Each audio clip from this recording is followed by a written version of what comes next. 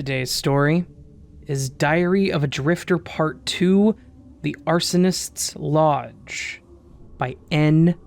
Murdock.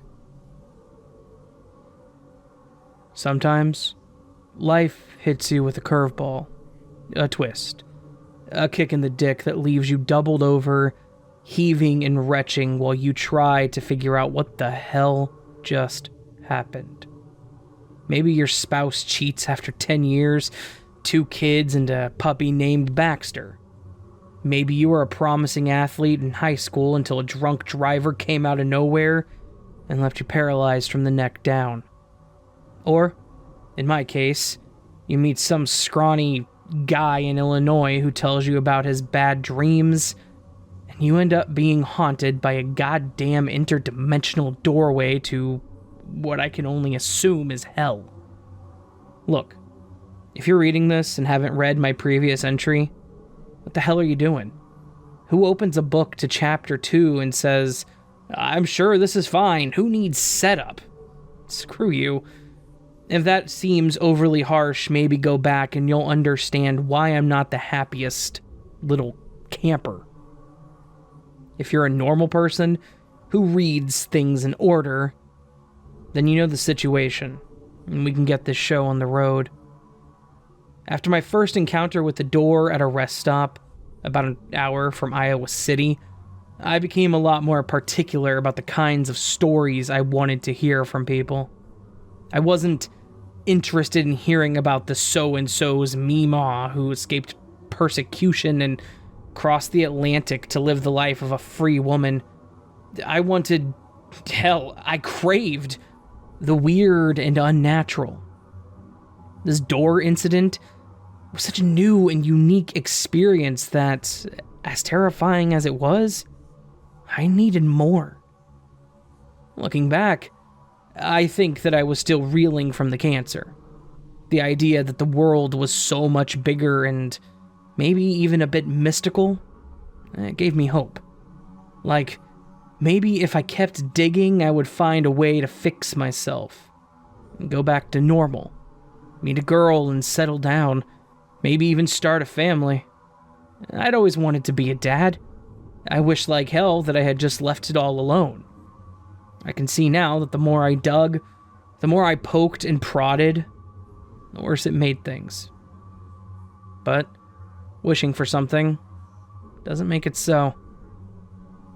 Jesus Christ. Look at me. Crying about my problems in a suicide note. What a fucking cliche. Let's get back on topic, yeah? Yeah. So, I started really looking for more paranormal stories.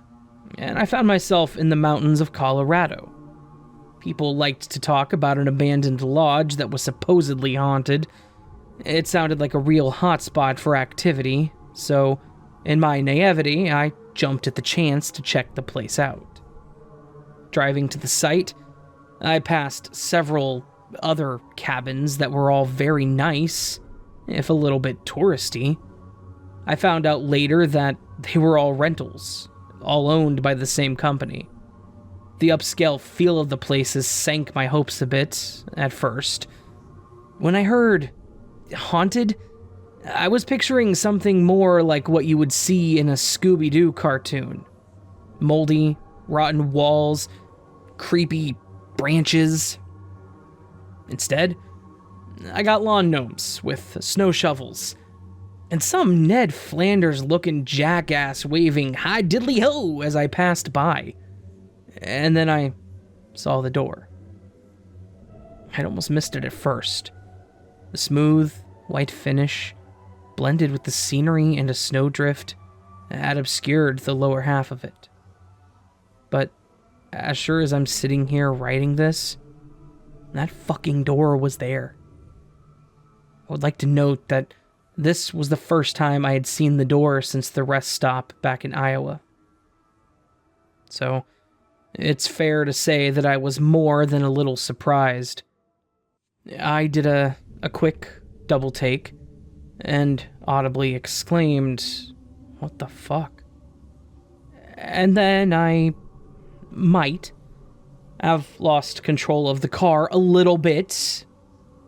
I fishtailed for a couple of seconds and had to bring the old girl screeching to a halt.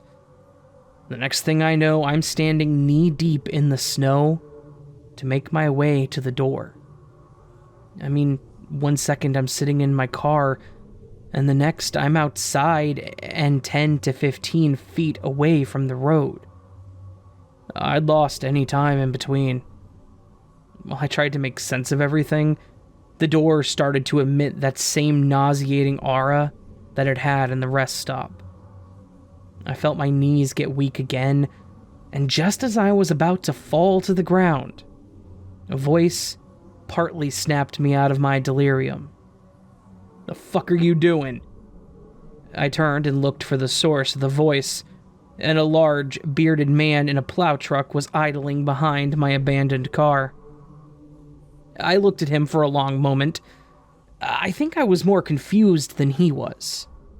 After all, what did he think I was doing? Couldn't he see the door? It was a little buried in the snow, sure, but it was very obviously there. The guy kind of shrugged at me and gestured in a way that said, "Get your ass back in the car and get out of my damn way." Still unable to force words out of my mouth, I made stern eye contact with the man and immediately vomited down my chest. Nailed it. I'll spare you the details of that embarrassing conversation and jump to the next major point in the story. The alleged haunted lodge. Although, looking at it, shack was probably a better description of the place. I'm sure it was nice enough in its heyday, but I don't think the structure had any maintenance or even light care in decades. It was practically falling apart under the weight of the fresh snow. I got in touch with the company that owned the old cabin, and I tried to rent the place out. The woman I spoke with was older, maybe in her 50s. She was charming, and her voice reminded me of one that I hadn't heard in a long, long time.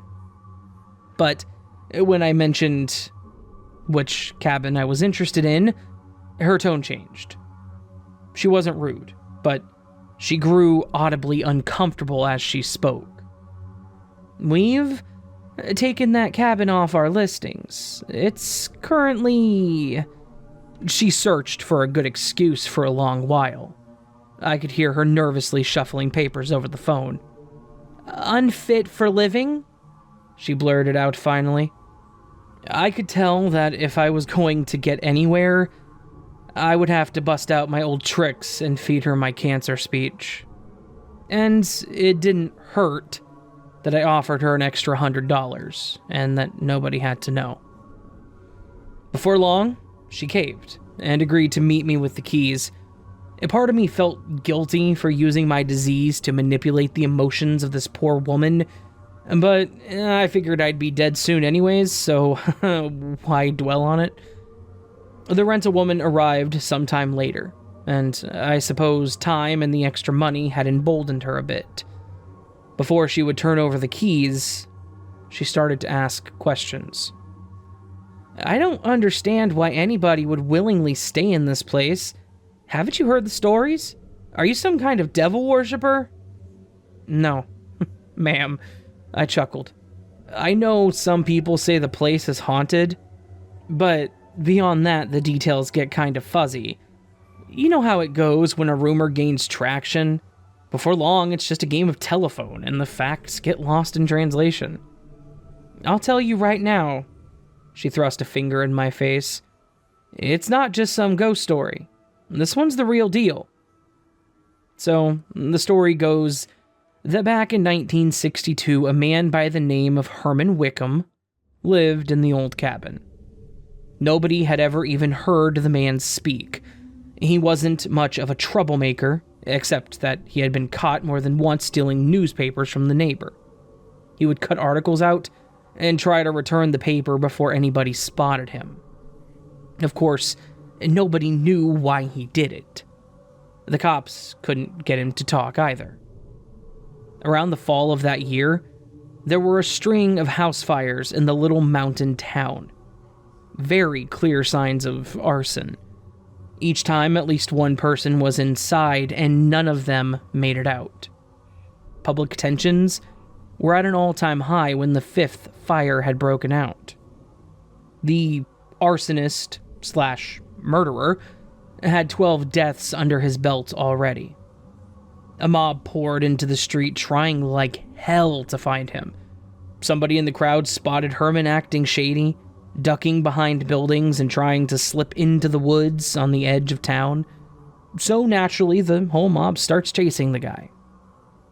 Herman had a decent lead on the mob, so by the time they made it to the tree line, he'd lost them. The mob got organized quickly, though, thanks to the sheriff at the time, rental lady's uncle, so she claimed. They fanned out and searched those woods until almost dawn. And when they finally found him, all hell broke loose. They found Herman Wickham attacking a teenager. He had wrestled the kid to the ground, and he was smashing a metal gas can over the boy's head. Townspeople pulled Wickham away and did what they could to help the kid. The whole time, Wickham never made a sound. Even as he kicked and fought to free himself, and he must have fought hard because he managed to break free and took off into a dead sprint back to his home. Now, you hear about vigilante justice back in the Old West. Posses getting together and putting an end to a particularly nasty criminal. But you never think about it happening in modern times. At least I didn't. That mob surrounded Wickham's cabin, smashed down the door, and flooded as many as could fit inside. They beat him within an inch of his life until his body was so broken and swollen that you could hardly recognize him as a man. Then, they tied a rope around his neck and they strung him up from the rafters. Not a single person moved after that. Not until they were positive that Herman Wickham, the arsonist and the murderer, was dead. Herman's death was ruled a suicide, and the townspeople tried to move on with their lives. The young boy he had attacked in the woods passed away that same night, making the official death toll 13. After his body was removed, Herman's cabin was just left there to rot. Nobody even wanted to acknowledge the place or the man that lived there, ever again. According to the rental lady, and yes, I'm sticking with rental lady. If that upsets you, you can just pretend I gave her a stupid moniker like I did with N. Call her RL for all I care. Teenagers had since turned the place into a kind of lover's lane. You know how it goes, guys. Bring your girl, or guy, partner, whatever, to an eerie place or scary movie, so when she gets scared, you can put an arm around her and whammo. You got yourself an opening to move in for a kiss. Which is all fine and dandy, until those teens start reporting that the ghost of Herman Wickham is throwing things off of the walls and scaring the bejesus out of anyone who sets foot in this place. So, naturally, I couldn't wait to see it for myself. I hunkered down that night, ready for some full-blown supernatural encounters. Instead of seeing anything, I passed out around 10:45 p.m., and I woke up the next morning in a puddle of my own drool. I rolled out of bed, and I started a pot of coffee, surprised that the place even had electricity, let alone a pot to brew in. It was when I sat down with my mug that I felt that all too familiar uneasiness that accompanied N's magical door. I felt the warmth and the restfulness seep out of my body, leaving only a nervous tension and a growing sense of annoyance. Sure enough, the door had manifested itself into the wall behind me. I got up warily and looked the thing over from a safe distance. I couldn't help but feel like I'd be compelled to open it if it got much closer. Static in the air, and the door's unnatural humming grew in intensity. It was almost vibrant, alive even. The hair on my neck prickled and stood. I felt like I was being watched, studied. Finally, my fear gave way to frustration, and I shouted at the damn thing. "What do you want?" I enunciated. "Jesus Christ! First you hypnotize me, or whatever the fuck that was yesterday, drag me out into the snow for who knows how long, and by the way, if I end up with frostbite because of that little stunt, I swear on God and Sonny Jesus that I will come through there and beat wholesale interdimensional ass from now until the end of time." I'll be the first to admit that without my coffee and quiet time, I get a bit cranky. And that's on a normal day. But this, it pushed me a little more. I threw my mug against the porthole window and was nearly begging for an answer. "What the fuck do you want?"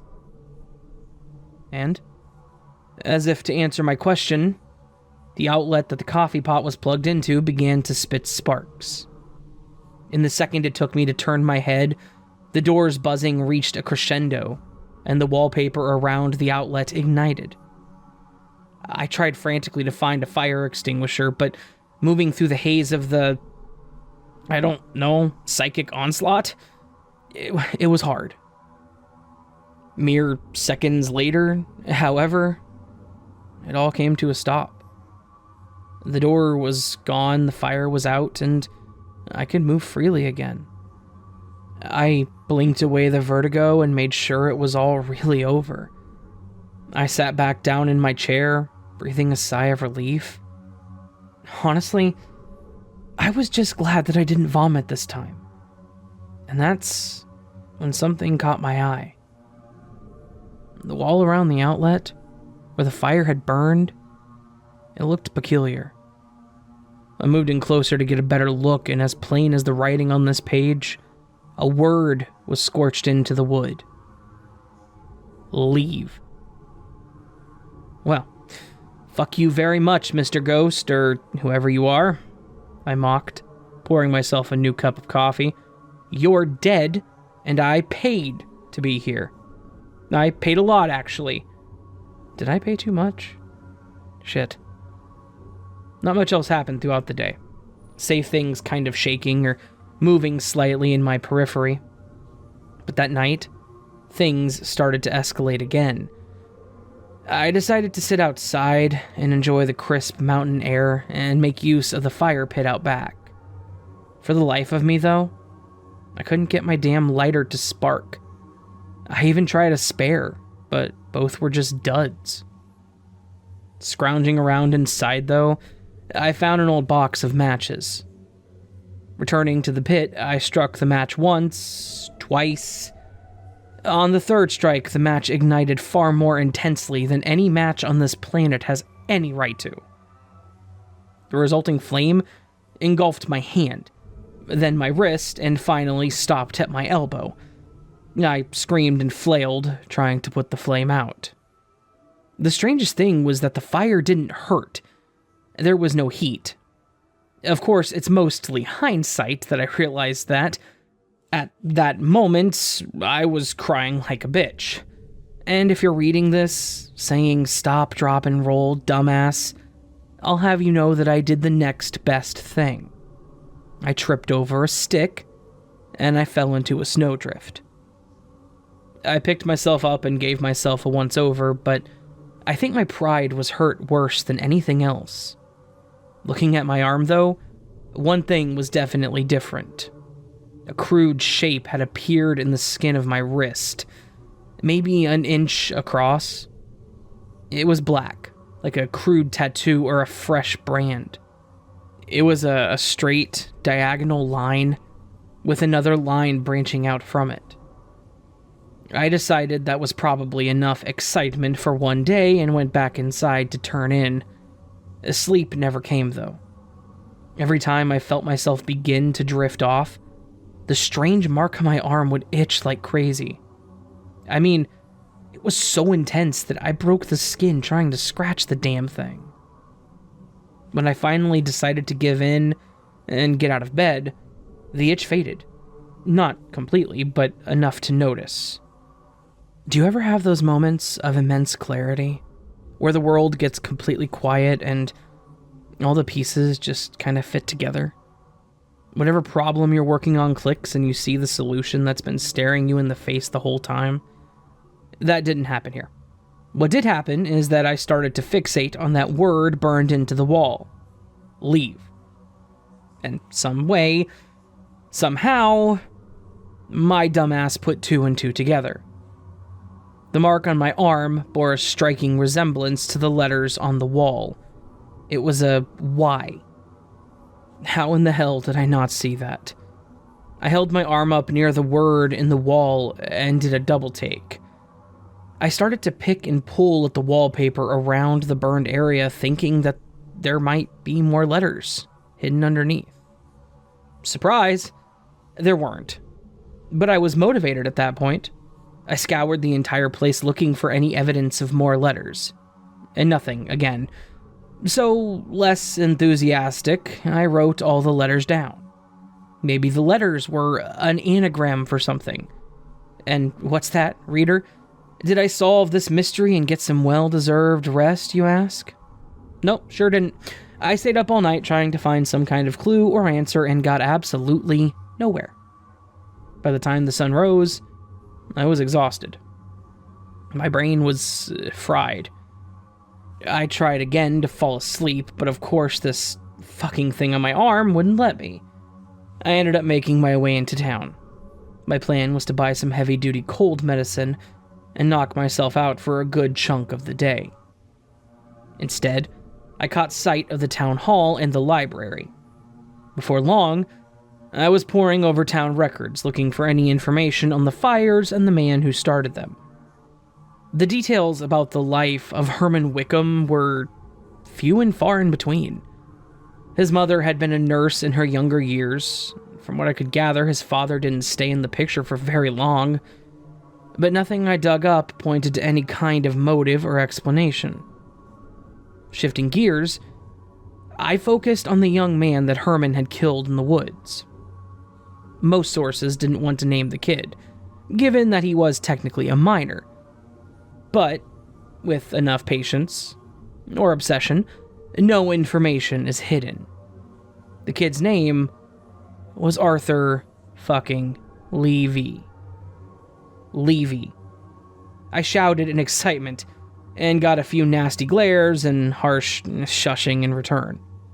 This discovery birthed a whole new mystery to solve. Why did the spirit want me to know that name? Was I actually dealing with Arthur's ghost and not Herman's? Or was there more to the story? I dug a little deeper, but all I was able to find was a record of adoption. Arthur had been taken in by a prominent Levy family here in town when he was 4.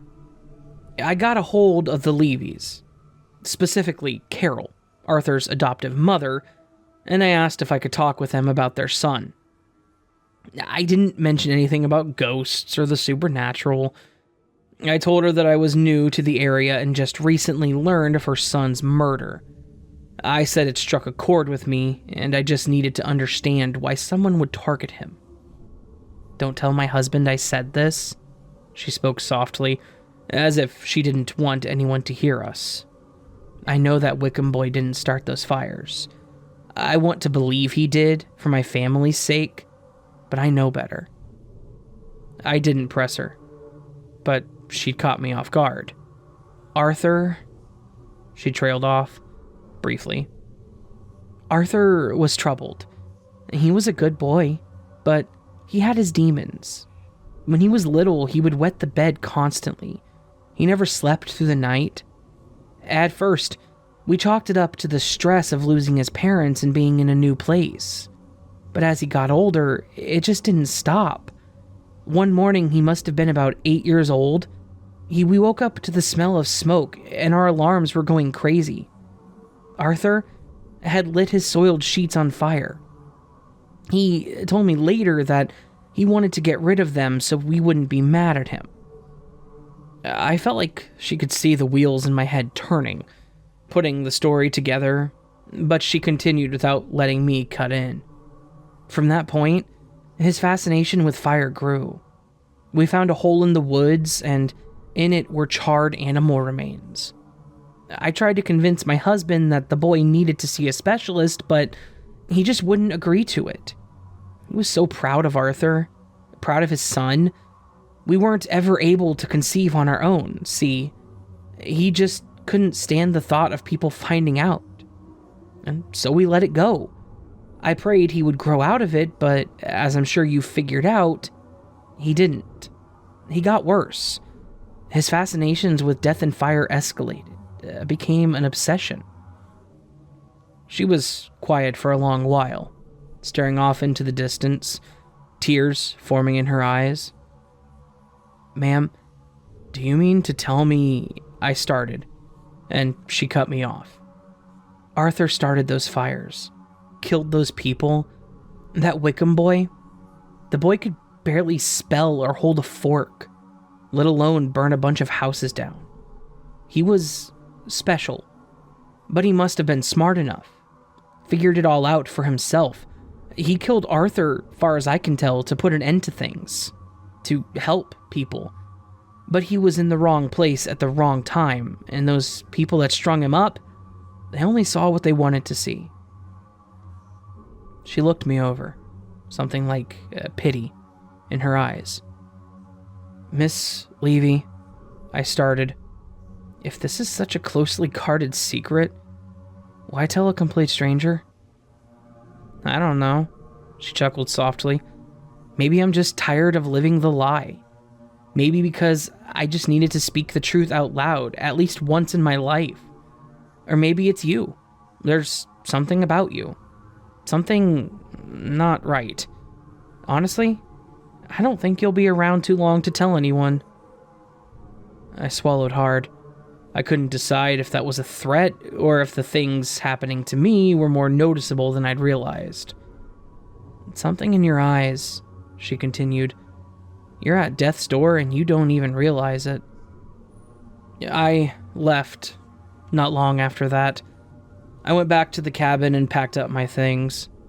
I'd had about enough of that place, and I wanted to move on. Find a different story. Find some answers. When I walked to the front door, the, other door was sitting right next to it. I could feel its luring fingers pulling me to open it. Instead, I just smirked to myself and whispered, "Go fuck yourself," before I walked outside and got back on the road. Kind of anticlimactic, right? Well, they can't all be winners. Maybe I should have spread the word, tried to help Herman Wickham clear his name, but I didn't. It's really that simple. Maybe you can. After all, you know as much as I do now. But clearing his name, it won't bring him back. It won't erase the unjust death he was given, and no matter who you tell, there will always be someone who thinks Wickham was a cold-blooded killer, not a misunderstood, disabled man who wanted to help. Am I an asshole for not trying? Yeah, maybe. But I'm dying. So what's your excuse? After I left, the door became a more constant thing. Over the course of about a week, it went from once or twice a day to near constant. Its presence wasn't as nauseating, but its pull was, and is, getting stronger all the time. Anyway, I need to piss, and I'm running out of liquor, so I'll write some more later. Oh, and Herman. if you're out there somewhere in the ether, I'm sorry for what happened to you. You probably deserved better. I hope you find peace. I'm just not the guy to give it to you.